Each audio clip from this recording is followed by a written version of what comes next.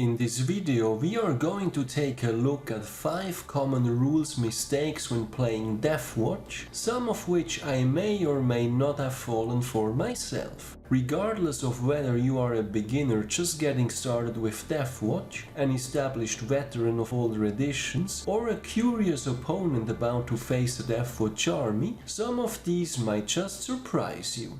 Welcome to SwissHammer, your channel for modeling in Warhammer 40k. My name is Tammer and I will be guiding you through this video.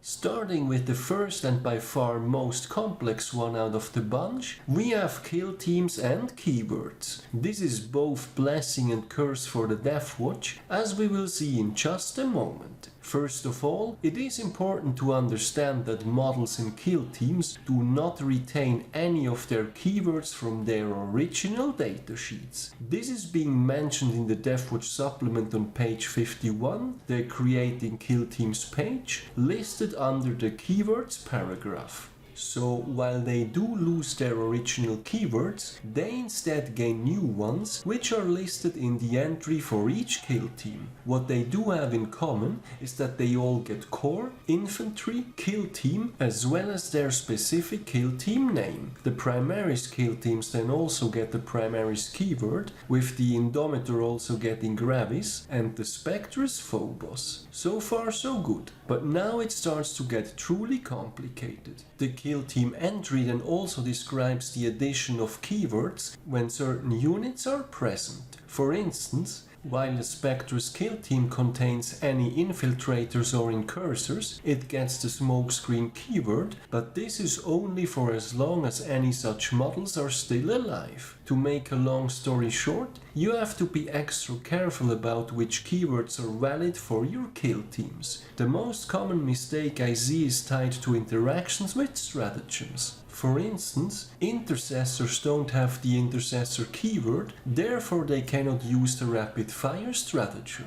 The same applies for assault intercessors and their fight twice. The same for reavers, they don't get the reaver keyword, therefore they don't get access to the terror troop stratagem. However, the kill team page mentions how the Spectrus kill team gets the shock grenades keyword when a reaver is present, so they do get access to shock and awe. Another classic is with the bikes, but this one can in fact work in favor of the Deathwatch under the right circumstances. In the original supplement, it used to be that bikes would always keep the infantry keyword, but this was corrected in an FAQ. As it is now, they need to be paired with at least one actual infantry model in order to keep the infantry keyword themselves. This is why combat squads with 1 to 2 Vanguard veterans and 4 to 3 veteran bikers, or for outriders with 1 intercessor, are popular combos. While the bikes have the infantry keyword, they can interact with terrain as such. Another fun fact, veteran bikers in a Proteus kill team get the core keyword because the kill team has it, while they would not get it as an actual veteran biker squad. Then finally, for the purposes of bolter discipline and embarking within transport, Terminators have the Terminator keyword, bikers and outriders do not have the infantry but the biker keyword, and finally, vanvets have the jump pack keyword. This is for instance to ensure that bikers with the infantry keyword cannot be put into a drop pod and similar creative stunts. All in all, the keywords in the kill teams are a complicated matter, and sometimes they work in our favor and sometimes they don't. Moving on to the second common rule mistake, wounds in a kill team. There are several elements at play here. First of all, the mixed unit entry on page 50 of the Deathwatch supplement explains that the toughness of the majority of models in the kill team determines what wound roll is required. If there is no majority, then the controlling player, aka the Deathwatch one, can select the value. This is once more where specifically bikes come into play, because they are toughness 5. 3 veteran bikers and 2 terminators in a combat squad, you guessed it right, means toughness 5 for everyone. One thing to watch out for, however, is how 9th edition changed attack allocation when compared to 8th edition. This is described on page 220 of the core rulebook, where it says that if an attack successfully wounds a target unit, you can then pick which model is affected. However, whichever model you pick, it must be picked again for the rest of that phase. Furthermore, if a model is wounded, that model has to be taken. This is particularly relevant for Deathwatch because of the mixed units in the kill teams. Back in 8th edition, you could for instance choose to tank a high AP shot with a Storm Shield guy, but then take the regular save of another model for less threatening attacks. This is no longer possible. If you pick the Storm Shield guy, you have to keep doing so for the rest of the phase. For instance, a popular combination for a combat squad is the previously mentioned Vanguard Veterans and Veteran Bikers mix. If you decide to go for 1 Van Vet and 4 Veteran Bikers, and you allocate to the Van Vet first, because you gave him a Storm Shield, you risk that your Van Vet keeps getting targeted, and if he dies, the bikes then lose the infantry keyword. Last but not least, just throwing this one in because of our popular Xenopurge discipline Librarian Power. A Feel No Pain save, such as the 5-up from Fortified with Contempt, also works against mortal wounds. I see this coming up once in a while. However, the important part here is that you have to make the roll for each point of damage taken. For instance, if a Redemptor blows up and deals 3 mortal wounds to a nearby unit, you have to make 3 Feel No Pain saves from that single explosion, not just 1. Moving on to the third common rule mistake, which is objective secured. Because of our kill teams, a Deathwatch army potentially has a lot of OPSEC, but why exactly is that so? I see newer players being confused about this at times, and the reason might be that the actual answer can be found in the Space Marine Codex. On page 93, under Detachment Abilities, it is written that troops in Adeptus Astartes detachments gain objective secured, which is then further described in the core book. This is not unique to Space Marines, other factions have similar rules, but the important part here for Deathwatch is that the kill teams fill a troops battlefield role and therefore they gain OPSEC.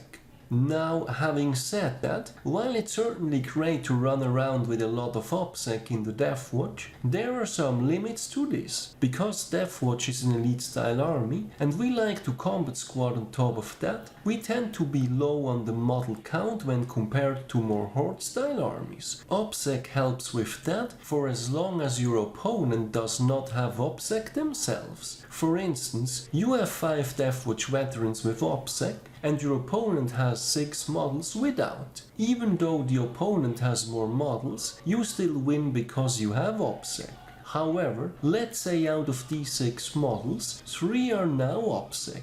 A common mistake here is that people think that because they have 5 OPSEC versus 3 OPSEC, the amount of OPSEC matters, while in fact it does not. The moment both sides have at least 1 OPSEC model, it defaults back to whoever has more models. In this case, the opponent with 6 models wins. From a Deathwatch perspective, having OPSEC on the kill teams is still fantastic, because we can include powerful models in there that would otherwise be reserved for other battlefield roles, which allows us to go up against other powerful units from an opponent that does not enjoy similar benefits. Also worth mentioning is the unique Deathwatch Warlord trait, the Ties That Bind, which grants OPSEC to a unit, but if a model in that unit already has it, then they count as 1 additional model. Moving on to the fourth one, which is the inclusion of a Black Shield into a squad of Deathwatch veterans or a Proteus kill team. The problem here is once more how things changed from 8th to 9th edition. Previously, it was possible to take a Black Shield as a replacement for one of the default 4 veterans. This is no longer possible in 9th, he can only be taken in addition to the mandatory 4 vets and the Sarge. As a quick reminder, the original Deathwatch supplement lacks the Black Shield option for a Proteus kill team, but this was corrected in an FAQ. Anyway, the problem problem here is primarily related to how it messes up combat squads. If you wanted to go for a combat squad of Van Vets or a Van Vet and Biker combo, it essentially locks you out of taking a Black Shield. But anyway, Battlescribe does give an error when trying to do this for a Proteus kill team, but it does not when doing it for a Deathwatch veteran squad, and not everyone is using Battlescribe to begin with. I have seen and covered this mistake not too long ago in one of my tournament results videos, so it's something that also still happens at events.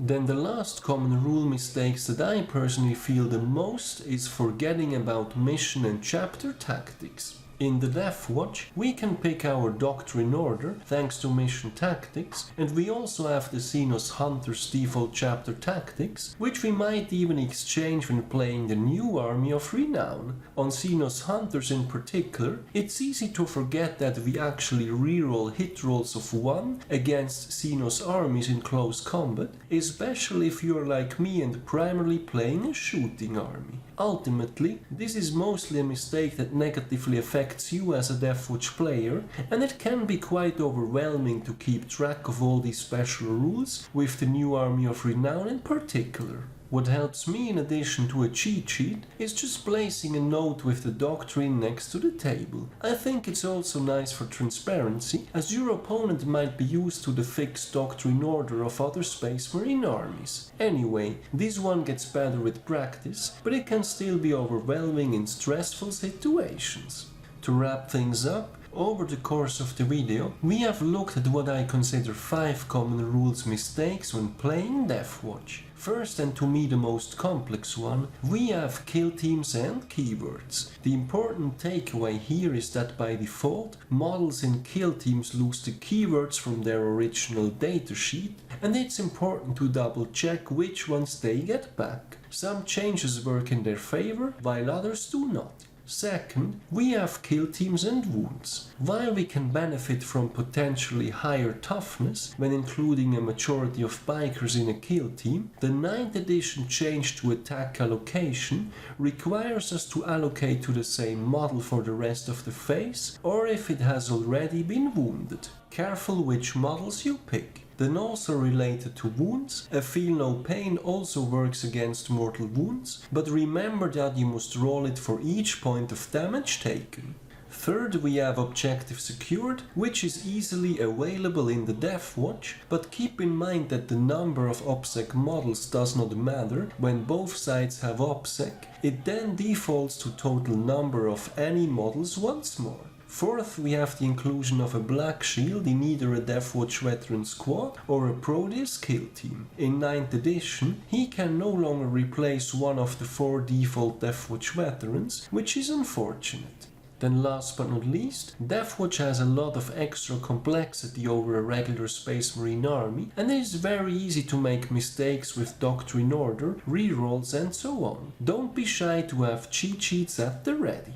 So that's it for what I consider 5 common rules mistakes when playing Deathwatch. Which ones are your most common rules mistakes, and what advice would you give to new players? Have I forgotten any important rule mistakes or made a few errors myself? Let me know in the comments. Finally, I would also like to mention that there is a SwissHammer Facebook page where I will be posting links to my videos as well as articles I find of interest. I do read a lot about the hobby, but not all of it will always end up as its own video. I look forward to seeing you there as well. I do also have a Patreon page. If you like my content, any additional support is greatly appreciated as it helps me invest into future videos. As always, thank you very much for watching, guys. Your continued support is greatly appreciated. I hope you have been enjoying this video. Give me a thumbs up if you did, and don't forget to subscribe if you haven't done so already. Thanks again and see you next time.